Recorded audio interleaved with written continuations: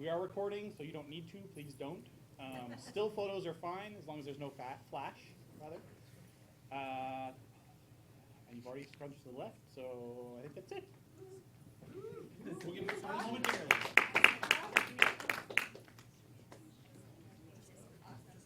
Are you a fan of the games? I stalked the devs on Twitter.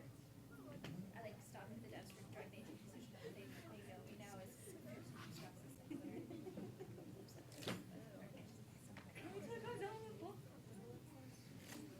I'm moderately obsessed. Are they? Is it? I know that. Okay, I hadn't heard that yet. That is awesome. I know that there's the novel coming out.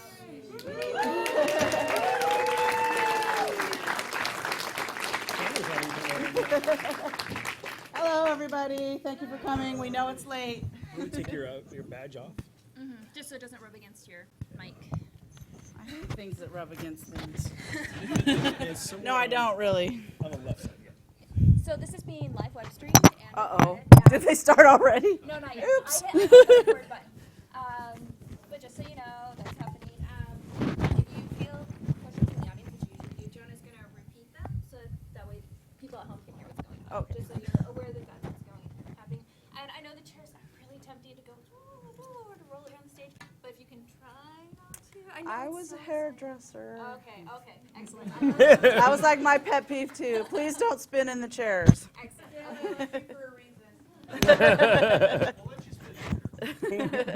Wee. I get motion sick from spinning, so not to worry. Do you get motion sick from boats? No. Interesting. Karen Berger had such a fear. Me? Yeah. To the left? Like This, 3 inch, or, sorry. this left? Okay. I thought you were trying to make me get closer to Jonah. Ew. Feel free to go this way. I'm gonna cry. I'm gonna cry, Doug. I haven't cried this whole thing. Perfect. Thank you. Thank you very much. They're gonna bring up the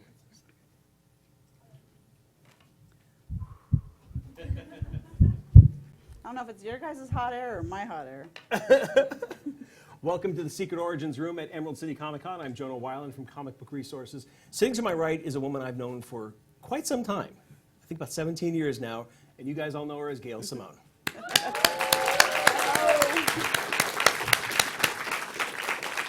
And to add to that, I literally would not have this career without Jonah, Oh, because that's- he put the column up in the very beginning that started all the trouble. We might as well start there since it is the beginning. I found out about you from Stephen Grant, because yes, I may have published it on an early version of CBR, and thank you for letting us do that, but you were already writing crazy stuff and sending it around to various comic creators, were you not? I was. Okay, I live in a really small town that has not had a comic book store ever, except for maybe 2-3 years out of my entire life. And I love comics, and I've read them on and off my whole life. And when message boards started popping up that were comic related, that was the only way I could really talk to other people who read comics and ask questions of creators and things like that. So I was just kind of hanging out there just to talk about things that I like, because there was absolutely no one else to talk to. And then I started doing these little parodies just for kind of my own amusement and the people that I was talking with amusement, and they got circulated, and that's kind of how that started. Yeah, and writer Stephen Grant received some of those, and he sent them to me, and he says, you really should hire this girl. I was happy to, and that was, I have to say, she was incredibly gracious. That was back in the days when CBR didn't make any money back then, nothing at all. She did it for free, and I'll take, if you don't mind, I'll take a little bit on the behind the scenes on how those got made. So she wrote these satirical columns on CBR, and I'd get them, I'd sit there, I don't know what night of the week it was. I think it was Sunday night of the week, because we published on Monday, right? Right. And it's Sunday night, and it was 11 o'clock, and I checked my mail, and there was nothing. 11:30, there was nothing. I check in with you. She's like, I'm working on it. And sometime around 1 o'clock in the morning, she'd send it to me. And there was always a lot of design work to do, and we were up some nights until 4 or 5 o'clock in the morning working on those things. Yeah. You were really dedicated to building this career. Well, I back wasn't then. trying to build the career, actually. I was just really having a good time. I had my hair salon, which is what I did during the day. my salon was never open on Mondays, so that's why there was this like crush at the end, and then Monday I'd kind of, finish up and be up all night, and then I could take a little rest. But no one knew I was doing it, even in my family. My hubby didn't know, nobody knew. I would work in the salon during the day and then do this at night, just for fun, really. And I was interested in writing growing up. I wanted to be a writer, but I was told I'd never make a living at it. So that's kind of what I thought was happening. I was writing these funny things. I was never going to make a living at it. So I just said whatever I wanted to say. So it's kind of a miracle that I do have a career in this industry, because there was no sacred ground in these columns. I don't know how many of you have ever had a chance to see them, but they pretty much made fun of everything in the industry and a lot of other pop culture things as well. But I didn't set out, it wasn't like I was trying to have a career then. I had a career in my mind. Right. I had my salon, and that was my career. This was my fun. I didn't know that your family didn't even know. Why didn't you want them to know? They didn't know until I was going to be getting checks in the mail, and I had to say what these checks were from for fear they may make up some other reason that I might be getting checks. I don't know. I just think it was something that I wanted to do on my own. I wanted to see if I could write. It was kind of fun. I wasn't trying to earn any money at that time or make a career. And Women in Refrigerators came, a little bit before that. And so obviously I wasn't trying to get into the industry, because I was kind of calling out the industry pretty heavily at that time. And it was just something that, I don't know. I just kind of held it on to myself. Would you afraid that you might get some negative feedback that would keep you from doing it and keep you from pursuing this dream? No, it just didn't occur to me that it was something that Worth mentioning, yeah. Yeah, it was just something I was doing for fun, because I'm an insomniac and up a lot at nights, and so everyone's used to that, and they don't know what I do when I can't sleep. But once I was getting checks for it, then I thought I better say. Let's switch to, let's flash forward quite a bit. And I want to talk about your relationship with Batgirl. You've been writing this character in some form for, I believe, 11 years. It's since 2003, right? I think that sounds about right. For 11 years. Talk about what this character means to you. And I'm curious if after 11 years you have this sense of ownership over her, maybe. Well, I think when you're writing someone else's licensed character, you know in your heart and in your brain that you don't own these characters, that these characters belong to the company, and they can take whatever direction they want to with them. However, whenever I'm writing any book, I have to have a certain amount of, this is my vision for this, and this is the path that I want this character to go on, and hopefully the readers will like it, and we'll keep going in that. Now, with Barbara Gordon, one of the reasons that, I was so honored and could not believe that I was ever even getting to write this character, because she had a profound effect on me when I was growing up. I'm from a really small town in Oregon. When I was growing up, I was on an isolated farm way outside of even this small town. And my school, I was the only redhead in my school. I was kind of like a little smart girl that was kind of weird. And watching the syndicated Batman television series really affected me, because this was when Batgirl came on and I saw her, and she had the red hair and she could kick butt and she was super smart. She wasn't the weird girl, the ugly stepmom, all these things that we'd seen stereotypes of redhead characters before. It was just like, wow, I really identified with that, and I really, just got involved in her character just because it was something so different from what I had seen up to that point. And so it had a really profound effect, because as a young girl reading stories where any female that had adventures at that time, they were thrust upon them or happened by accident. Female characters did not go seek their own adventures, and there's a huge difference between a character that falls down a rabbit hole or gets taken up to Oz by accident, outside of her own power, to a character like Batgirl or Wonder Woman, who actually actively participate and make the decision to have these adventures. And that is what clicked inside at an early age. So that's how my relationship with Barbara started. That's amazing. We're going to go back and forth, Q&A with the audience, back and forth, you and I. If you guys have any questions, put your hands up. Let's see what you got for Gail.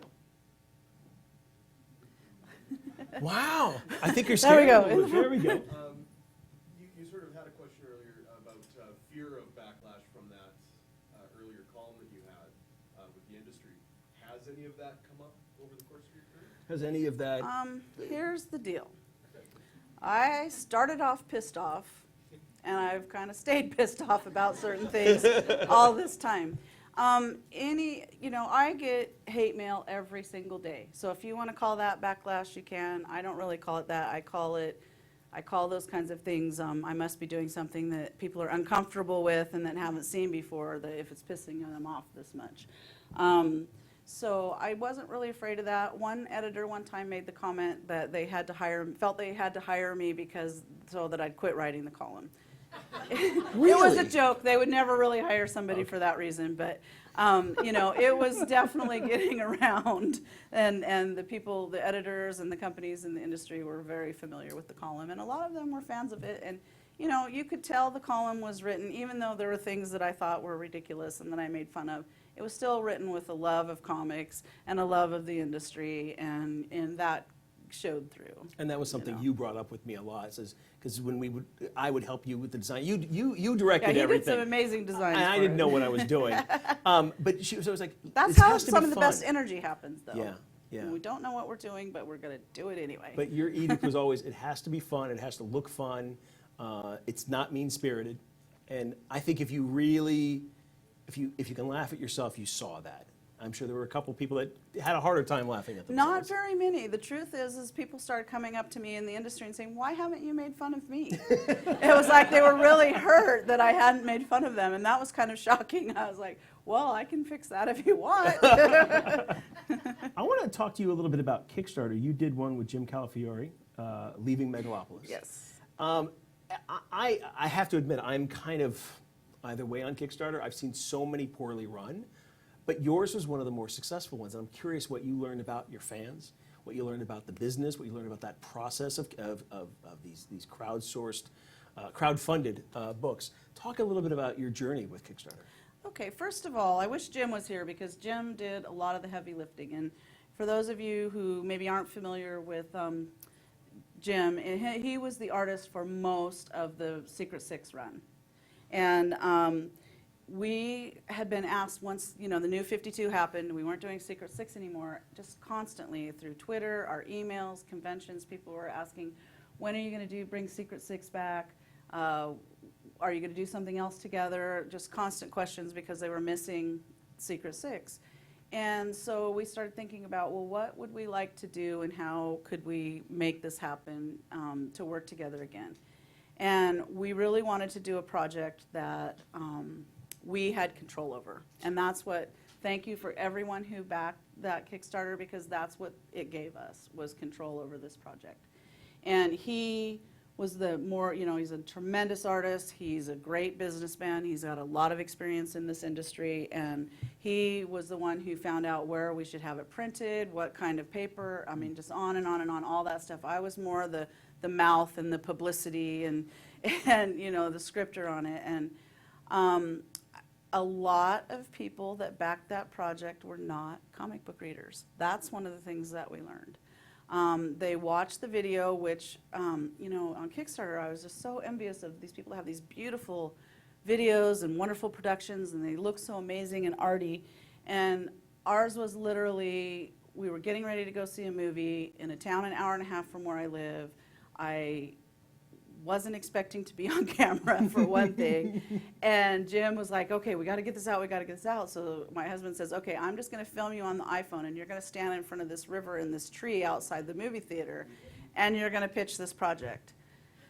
And I'm like, you have got to be kidding me. This is really crazy. Everyone else has these massive productions and stuff, but Jim insisted that people would respond to me just talking about the project, us working together, and the goals of the project. And that was one of the things that we stressed on the pitch, was that this was going to be us working together again, so people who like Secret Six we felt would be interested in it, and also it was this team with no barriers between us and the audience.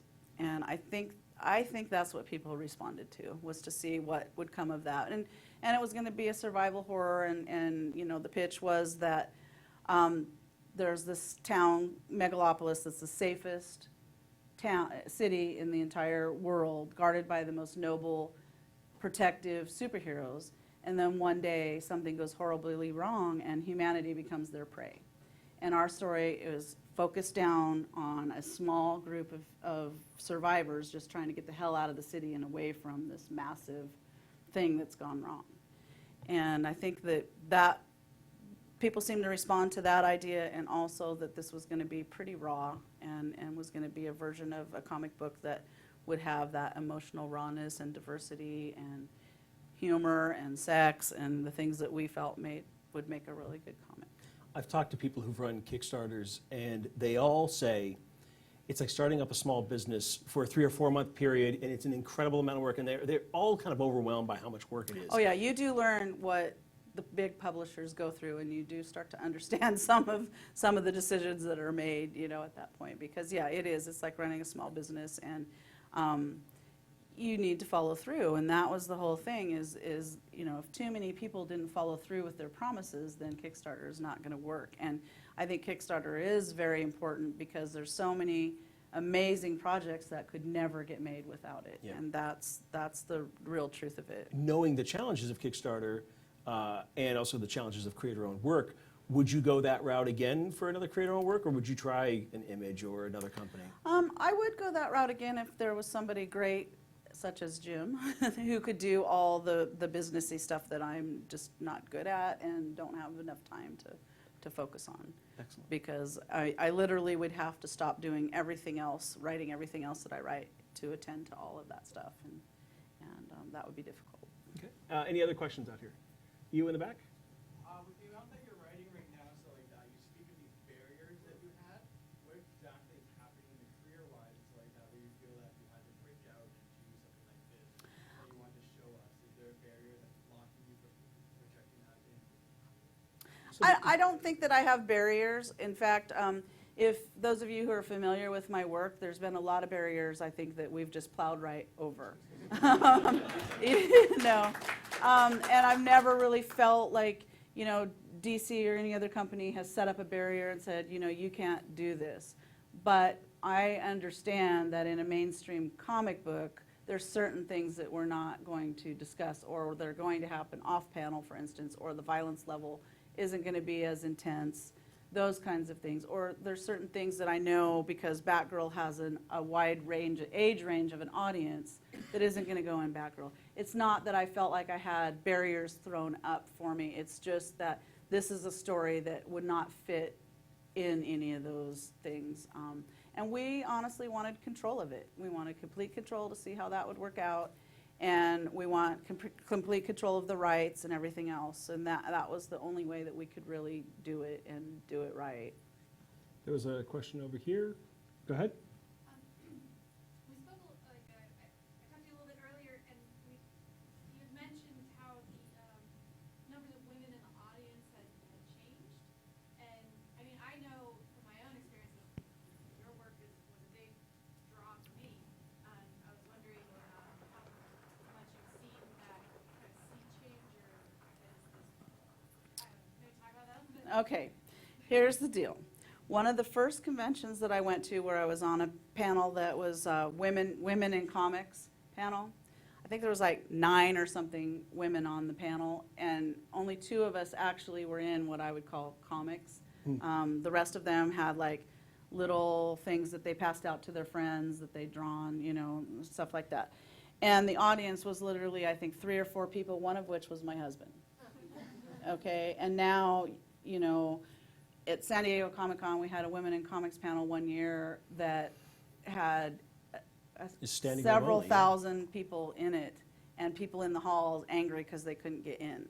So that's a huge difference. And also conventions, there used to be a small percentage of female attendees that a lot of them were drugged there by their boyfriends, brothers, dads, husbands, whatever. Now, I think that the new figures, Jonah, you might be able to help me out on this, are more like it's 50% Yep. female attendees now. Yep. And I am so excited about that, and I'm excited about the diverse audience that we're getting, because the more diverse audience we get, the more diverse creators we're gonna get. The more diverse creators we get, the more diverse characters we get. And it's all fantastic. And I was telling DC in the beginning when we were talking about writing Birds of Prey, I said to Dan DiDio back then, I said, I am going to prove to you that Black Canary has value as a character for your company on her own as a strong character, and not just as Green Arrow's girlfriend. He's like, yeah, whatever, Gail.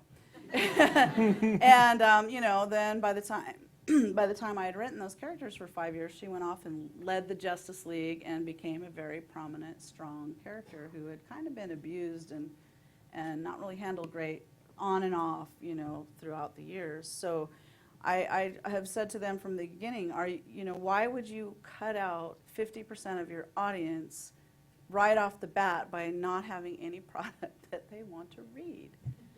It's just simple. Let's continue on that conversation of diversity, because it's been a topic in comics. It's actually been a topic in Hollywood for at least the last 6 months in a very, very big way. And you just talked about how there was a natural change in convention goers. My first convention was 23 years ago. It was dominated by men. I hate to say it, but back then it was like, wow, there's a girl. It was like seeing something special. Yeah, it's like a unicorn out in the field, you know. But today it's very different. Yet, working in the comics industry, that diversification, that hasn't happened here yet. There's been a lot of talk about it, so I think that's going to help push it forward. Do you think it's going to happen naturally, or do you think that women and Do you think? Are you talking about creators in the creators? industry? Yes. Do you think it needs It's to be so pushed? much more diverse than it was. Come That's on. for sure. One of the first panels I was on at San Diego Comic-Con, I looked down, and every person on that panel, except for me, was wearing a black hoodie and had a bald head and was a male. So now, not only is there a little bit more of a diverse writing pool, and I'm not saying that we're there yet, we're not, No. but it's so much more than it was. Plus, artistically, we have so many, and editorially, it's all throughout. You know, even people that you guys aren't seeing that are behind the scenes, Yeah, it's a lot especially more editorial. diverse. Yeah. A lot of people that were afraid to come out back when I started are out now, and they're making their way with new characters and telling new stories that maybe they didn't feel comfortable telling before, and it's just opened up a lot from what it was. Are we there yet? Not by a long shot. Are you comfortable being in the role as one of the most prominent female creators in comics? Are you comfortable in that you get a lot of attention because of that, and maybe adopting a bit of a mentor role for up-and-comers? It's kind of a strange question, because coming in the industry and like every day when I sit down in my office to work and write, I don't think of myself as, I'm a woman in this industry and I've got to, do such and such and such to be a mentor to new people coming in. It's, I want to tell a story that hasn't been told before, and if I'm creating any new characters, I definitely want them to be characters that we haven't seen before in, lots of different ways. And I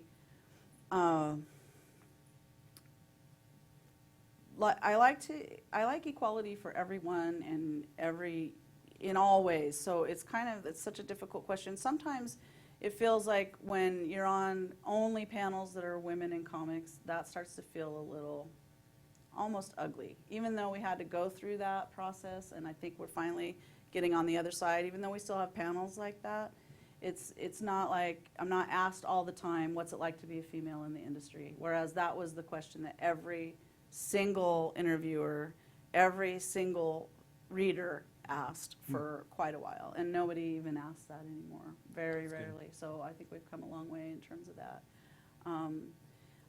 I just, I don't think of myself as a mentor. I don't think of myself as someone who's preaching or anything. I just try to tell good stories that I think people will be interested in that are not the same stories we've been telling for 70 years. Okay, some more questions from you guys. Go ahead. Are there any more obscure characters that I know this is a little bit less serious than some but are there any more obscure characters that you haven't gotten a chance to work with either because they're not considered popular or that your editors don't think that they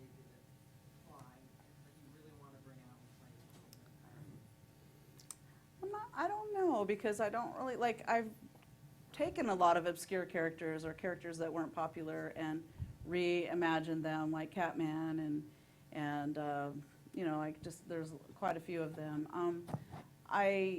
I'm interested in that if there's something that can be modernized about them and made relevant for now. Nothing's particular's coming to mind, and right now I'm creating so many new characters that tends to be my focus right now, is doing that and creating things that hopefully we haven't seen 100 zillion times already. Anybody else? Go ahead. So I have a very good friend who she's a comic book artist. You follow her on Tumblr, actually. She's half Thai, and she has often said how much she appreciates the range of diversity that you include in your characters. And I just wondered, when you talked about, you know, seeing Barbara on TV, and she's got, you know, the red hair, and she's smart, that experience of seeing someone like you, and how empowering that was, did that experience then affect how you create characters or how you treat the licensed characters? It definitely did, and this is kind of what, this was my moment. I came into the industry and I had this relationship kind of with Barbara Gordon and a little bit with Wonder Woman too, because she was an amazing female character who was an adventurer. But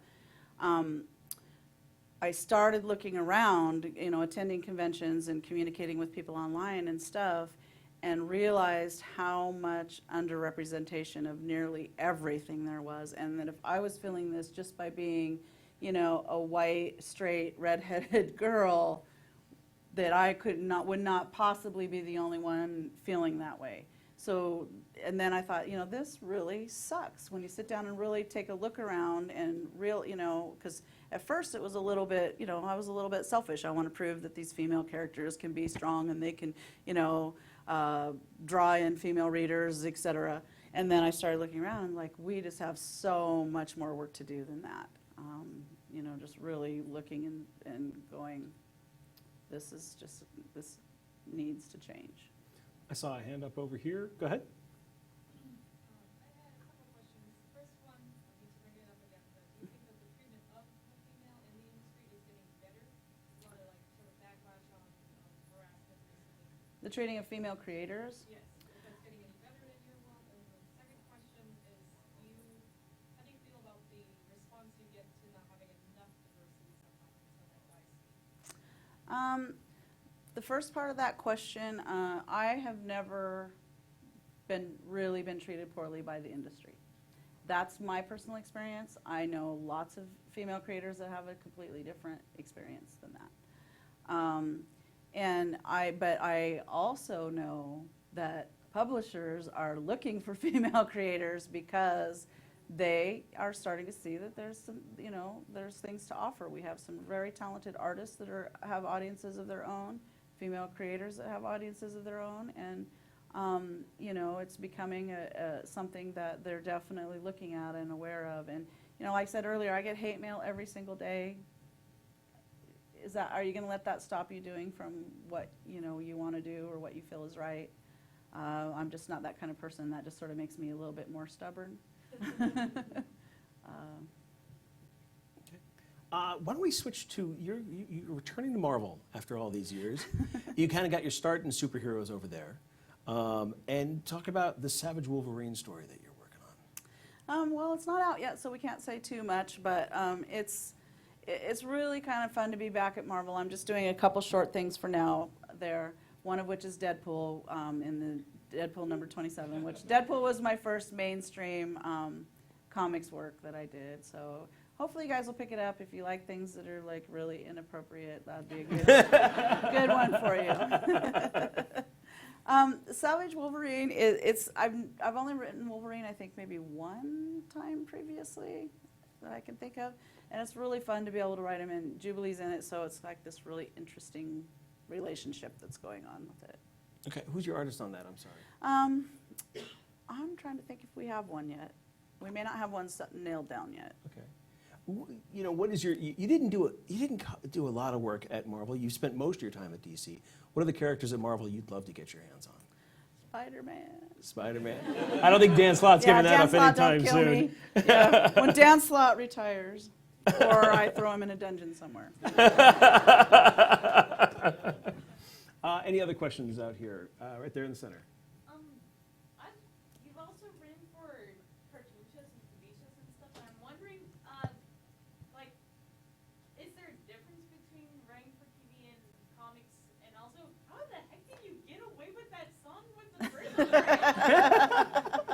Well, they didn't air it here to start with.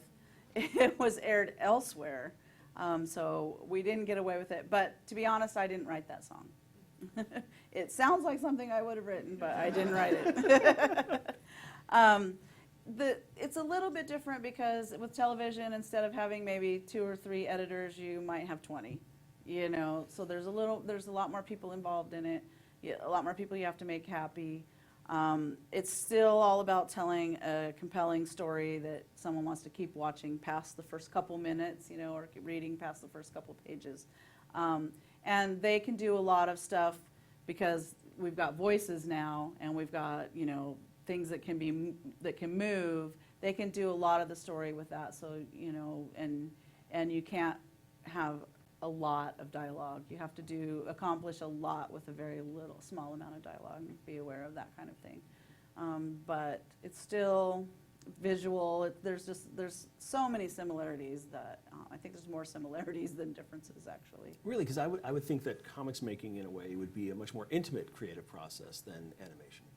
Well, it is, and you have fewer people between you and the audience. Just like I said, when you get the more people that are involved in a project, the more changes there are in the process. Although, like with Double Date, it was pretty close from, you know, the original script. I'm trying to think if there was even much changed. Yeah, it's just different. It's like the difference between writing a comic book and a novel. There's different tools that you use and a little bit of different technical stuff, but you still need to cover good characters, no stereotypes, wanting to you know, the reader to keep reading the thing and not get bored or something like that. Sure, I saw some other hands up over here. You and Kelly Sue DeConnick are my 2 favorites, and I was wondering, since y'all worked together recently on the Legends of Red Sonja, if there were plans, maybe, hopefully, I would lose my mind, to work together more in the future. Well, I think Kelly Sue's terrific, and I'm just so proud of what she's accomplished and so excited by the fact that, you know, she's a strong female creator and who has her own fan base, and, you know, that's an amazing thing. And I loved working with all the writers on Legends of Red Sonja. It was so fun, and I would love to work with Kelly Sue, but one of the things is that we're both extremely busy now, so trying to find the proper time and the proper whatever to do that, you know. But we do talk a lot, and we talk a lot about the industry, and I really loved the script that she turned in for Legends of Red Sonja. It was really fantastic. There's a hand up over here. Go ahead. I'm just wondering, for some of the characters you've had to leave behind or just don't write anymore, do you ever find yourself like wondering where would they be today if I still wrote them? I don't know if I would put it that way. Whenever I leave a book like Birds of Prey that I had written for so long and Wonder Woman that I'd written for so long, it's sort of like some kind of weird divorce process where you see someone else dating them and you're like, oh, you're dating my, you know, my spouse. How can you do that? Kind of thing. And then eventually the pain gets less and less and you move on to, you know, your own interests. So it's kind of more like that than it is what would they be doing now. Interesting. There's a hand up back there. Go ahead.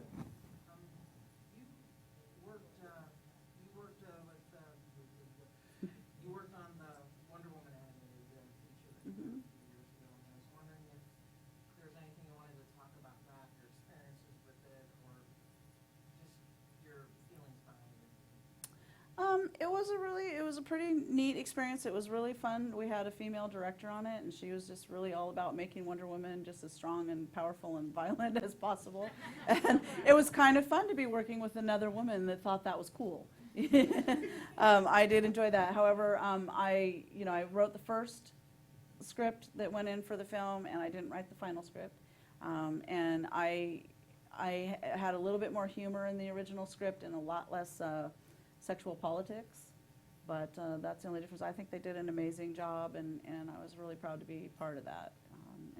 And I think it did pretty well. It took longer than like maybe a Batman coming out, but I think ultimately it did pretty well, and that's kind of exciting to see that there was enough interest. I remember. Any parts in that you really wanted to, I mean,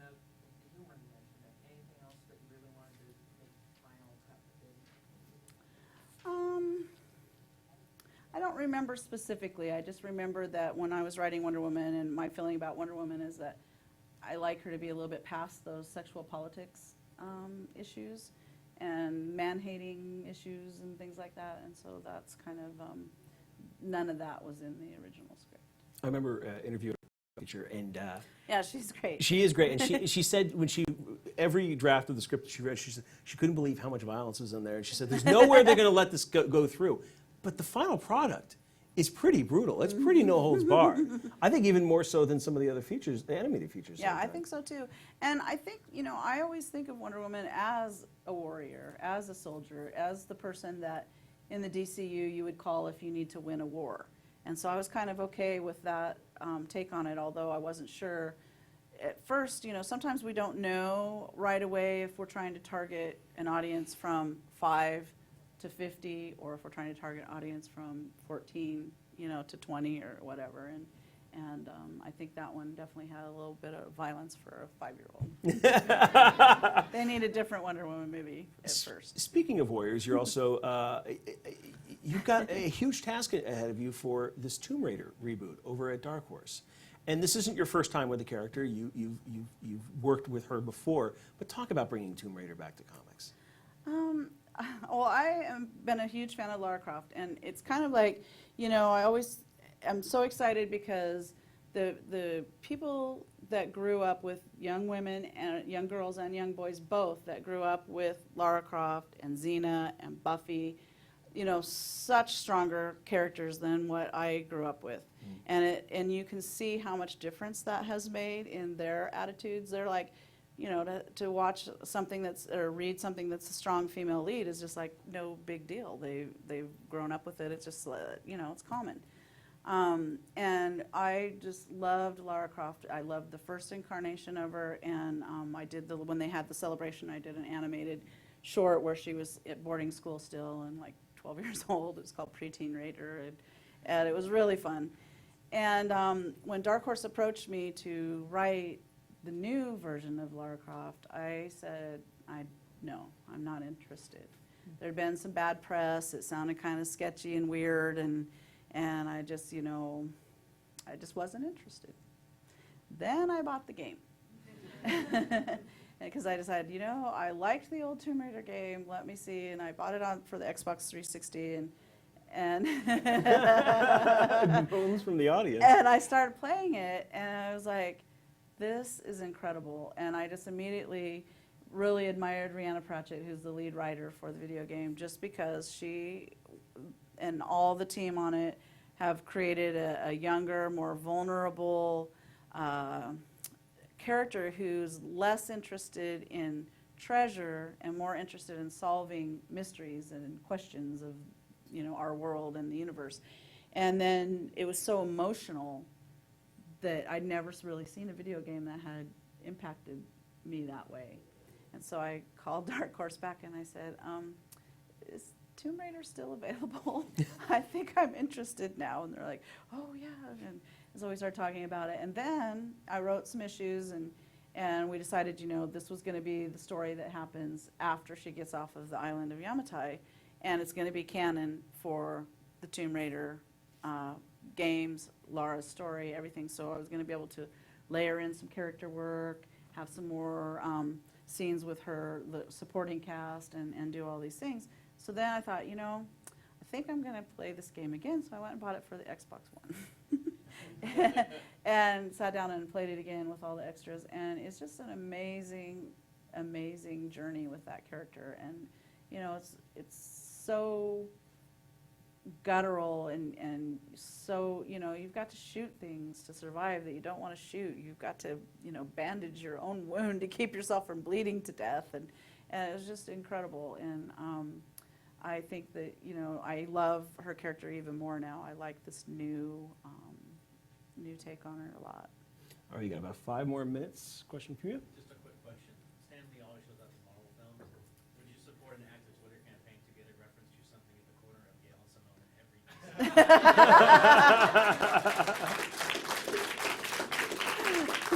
That would be awesome. However, I don't like stuff that take you out of the story, so that would be weird. Like if it was showing up everywhere. Go ahead. Yep. If you were offered a decision-making role in one of the big two companies, would you consider taking it? Ooh. Would you take on an executive role at one of the big companies? I see myself more as a project director. If something like that came up that was interesting, I would like that. I really loved kind of coordinating all the stuff with Legends of Red Sonja, which would be a much smaller scale of that. And I like that, but trying to like be an editor or, you know, worrying about the numbers and stuff like that, that is so far from what I'm even remotely good at that no one would hire me, or if they did, it would be like a one-day job. My brain just works too differently. Anybody else? Gail, the show is now closed for Saturday. Thank you very much. Aw, thank you guys for coming, and thank you for all your support.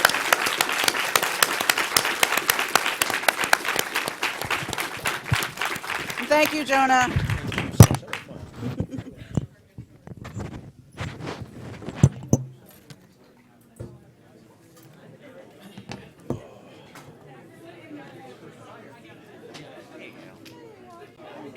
My name's Jack. I'm working for Jonah this weekend. I'm writing the piece for CDR. I also Thank you very much. Deadline. I can't believe it's almost over. I've got 5 more tomorrow. I was like, I can do this in another couple days. Who are you doing tomorrow? Oh, I'd have to look at my schedule. But you know who's possibly my favorite tomorrow? Really? I don't know anything about him. He's so funny and he's got such great stories. I mean, he's been in this industry for 31 years, and he's one of the greatest artists in this industry. I'm 32 years actually. He was just great. I can't wait to rewatch that one, and I never want to rewatch videos. Yeah, I don't even like listening to myself when I transcribe. Oh, it's horrible, isn't it? Horrible. It's absolutely horrible. Thank you much. That was a lot of fun. Thank you. Thank you very much. The other reason why I did that makes me is because we're going to do speakeasy chats in the office, and I'm doing 5 days, 1 hour chats outside the room. This is going to be I can't wait. You had like an immersion camp in I one did. weekend of it. I did, and You it's seem very comfortable. It's very personable. Really? Oh, that's great. Thank you very much.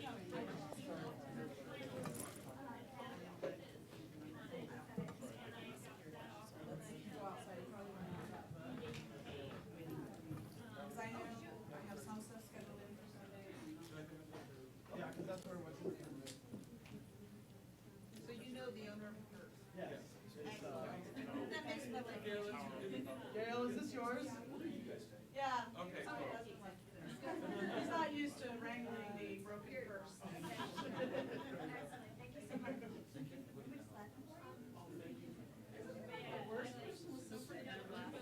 Okay, so we need to take the card.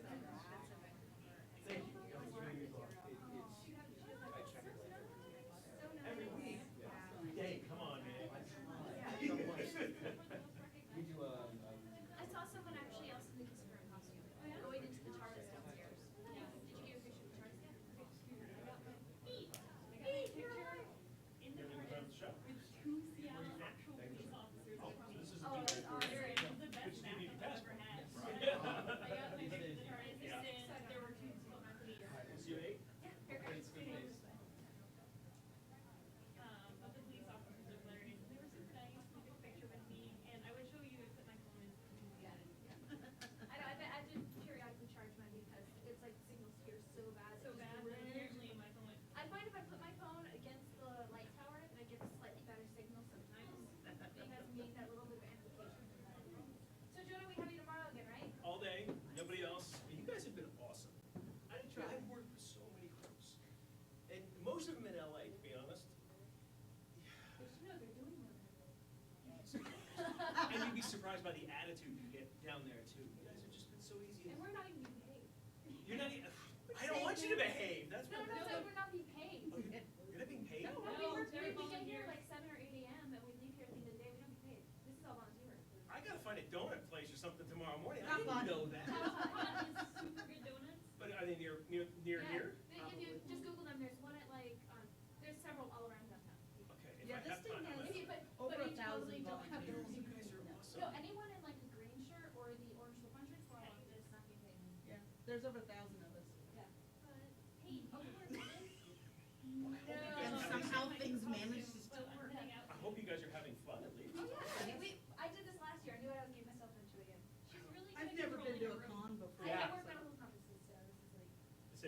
I've never been to a Comic-Con event of any kind before. I do other cons, but not See, Comic-Cons. PAX, I love PAX so hard. I would never volunteer to work it because I just need to like. You just need to enjoy it. You don't want to know. I get about- yeah. overwhelmed by the showroom floor thing. I just like, "Wah." Okay, I'll admit something to you guys. So at Comic-Con in San Diego, which is 2-3 times the size of this, it's so overwhelming, and it forces you into your head. Yeah. And so we do it a little different. We have a 60-foot yacht. Because it's right on the water, the convention center. We have a 60-foot yacht, and that becomes our home base, our studio, it's our newsroom. And the first year we did that, I learned a lot. First off, living in a boat is like living in a Winnebago on waves. And it's a little weird, and it's not like living in a hotel. But my experience at the show was so much better. No, we have to use it tomorrow. We have to use it tomorrow. He can sign it tomorrow. You can sign the backside. There you go. Why not? Great. Hey, you know what? Actually, somebody needs to take a picture of me with it.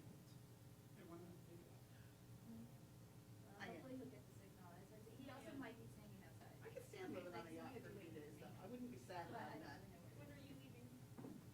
sometime between now Oh, and that's a 8. fantastic probably picture. Oh, I'm sure it looks like makes me look a good jackass. But, Hey, somebody took one of my friends was out there. All right, one more. I had a spoon in my hand. One more. I'm gonna be that guy. Hold on.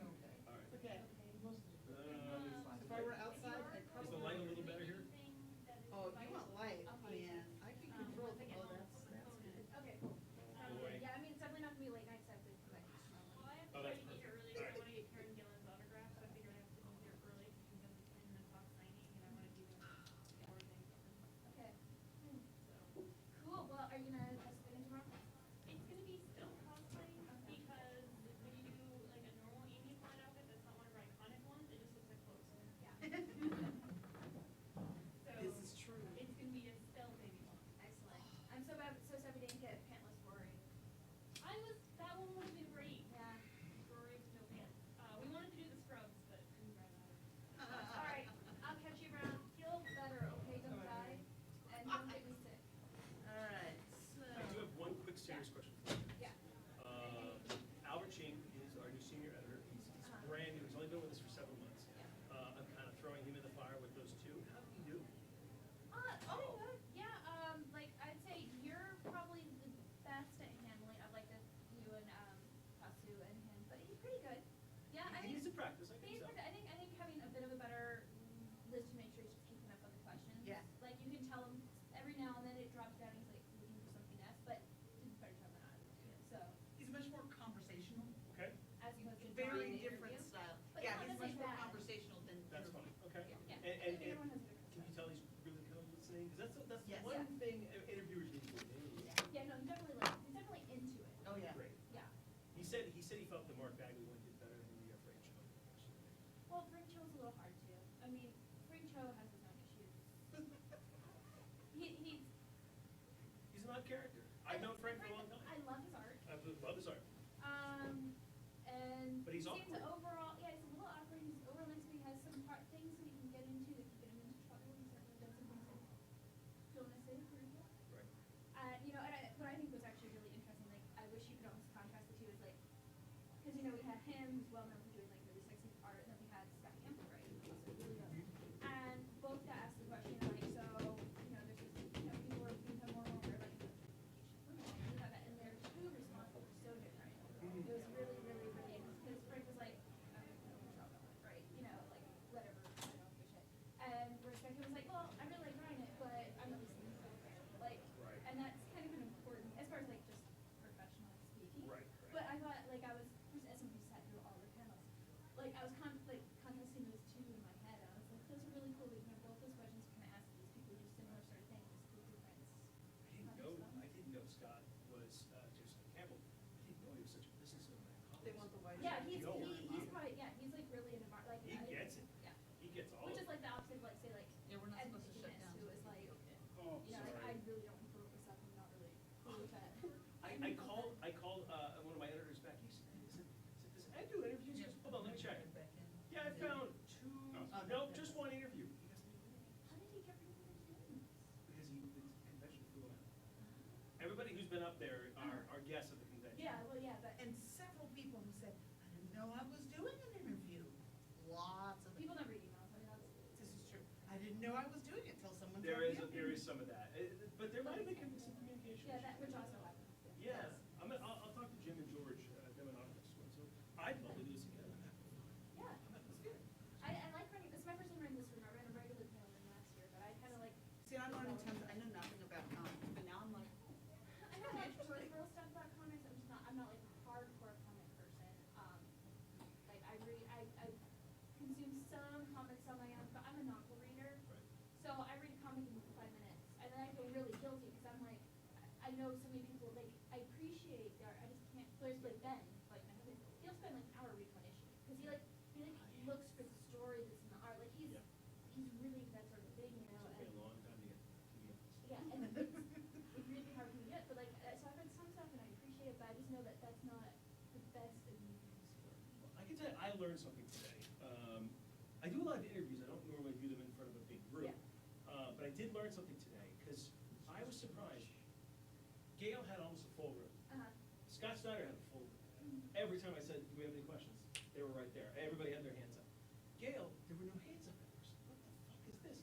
And I realized I have to gauge the energy in the room, because the energy for Gail's audience was totally different. Scott's was like crazy enthusiastic. So that's like end of summer. and they That's lined up true, for too. That's a good Scott's. point. They lined up for Scott's. Well, Yeah. she has a really. Where? She had a Yes, full she room, did. but the I energy think was everybody's different. just like, I mean, I'm part of it. Yeah. And I think I maybe needed to, I hated that moment happened. Yeah. And I think I needed to give it a little bit more time and a little bit more discussion with me and Gail. But I know Gail would have questions for fans. And so I went with that. But I learned a little bit of So something. I've noticed the like the difference of between your first couple of ones yesterday and today to say like what you're going to change, like the splitting it into the middle and asking people as opposed to just waiting to the end. I think that works really well overall, like the segment like that.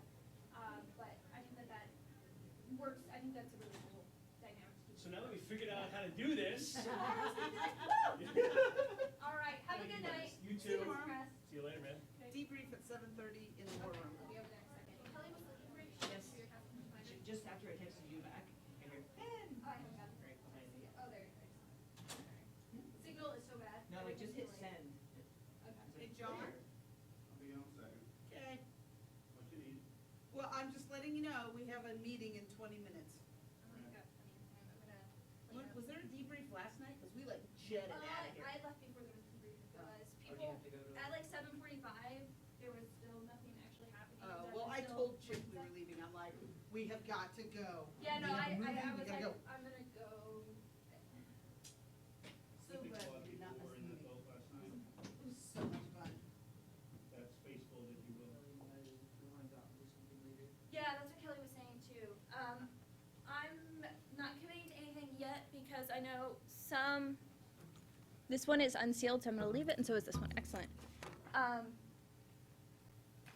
Some people were talking about maybe grabbing drinks afterwards tonight, which, I mean, Kelly and them can come as well. Just. Okay, I have to, can I? Yeah, go. Okay. Play. I keep wondering how comfortable these must be. They're loud. They're, Ooh, I like the They're arm. kinda nice, but they're really terrible for. yeah. Because everybody just sits and does this. Yeah. And you wanna know what? You're being streamed right now. Really, still? You are live streaming. I guess I should get you off there because I could get. Will this be recorded so I can like go see it later? Oh. No, it's just whoever tunes in late. Whoever paid the $3 and they're like, oh, it's over? Good night, everybody. They're kicking me offline. You've ended up acquiring. I know, we've got books everywhere. We could like put some. But we got rid of all of our lost and found, so that's Yeah. good. Everybody found everything? Well, there was Losing? one or two things that we ended up. I handed them off to the hallway minions and they went away. Let's take two of these back to the room. I got One of these had been written in, and I don't want that one. Because nobody was talking by their table and I stopped by their table. Okay, Sure. this is What good. size is it? Medium. He's like, can you wear a medium? Sure. This is yours then. You wanna get your glasses and your power cord, John? Can you grab my scissors? John got his third shirt. Yeah, he went to change clothes this morning and discovered that his third shirt was actually a women's like deluxe. So I have three. Wait, they have women's like shapes? Oh, yeah. I I never. think it's Oh, just wait, you random. guys get. We're not department Oh, and minions. there's other stuff. We're general Yes. minions. Wonder the. We just get. Yeah, I don't think they're any particular superheroes. I think they're just superheroes. Actually, no. was kind of nice. Yeah, like the ones you get, like learn how to draw a cartoon. All right. It's Super Dan. Grab your stuff so we can go to our debrief. Sure. I prefer to leave my pants on, but we'll see.